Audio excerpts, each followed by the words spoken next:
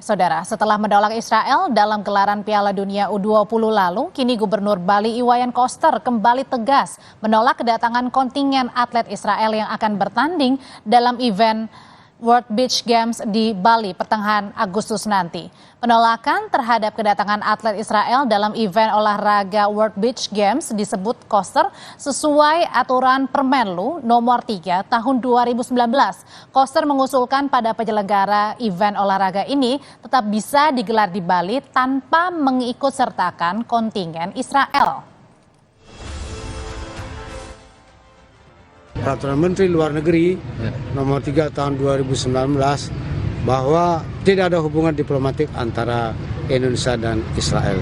Konsekuensinya adalah tidak boleh menerima di tempat resmi, tidak boleh menerima di acara resmi.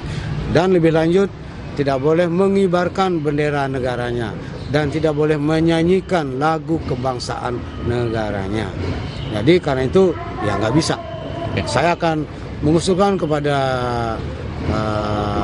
penyelenggara agar kalau dilaksanakan di Bali ya Israel jangan diikutkan.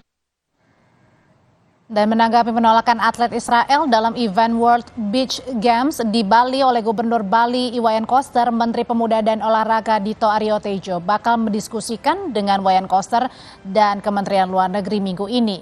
Menpora berharap event olahraga ENOC World Beach Games di Bali pada 5 hingga 12 Agustus nanti.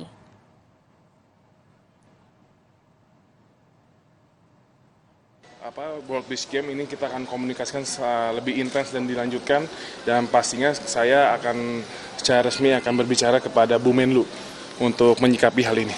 Kita belum bicara jika gagal ya, kita tetap akan mempertahankan, dan kan Kemlu juga sudah berbicara bahwa untuk World Beach Games tetap dilaksanakan kan. Jadi kita berlandasan dari Kemlu saja. Sejauh ini Saudara, Presiden Jokowi menyebut belum mendapatkan laporan soal penolakan Gubernur Bali Iwayan Koster soal kedatangan kontingen atlet Israel yang akan bertanding nanti dalam event World Beach Games di Bali pertengahan Agustus.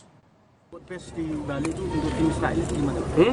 Tanggapan terkait dengan penolakan tim Israel datang ke saya belum dapat laporan. Setelah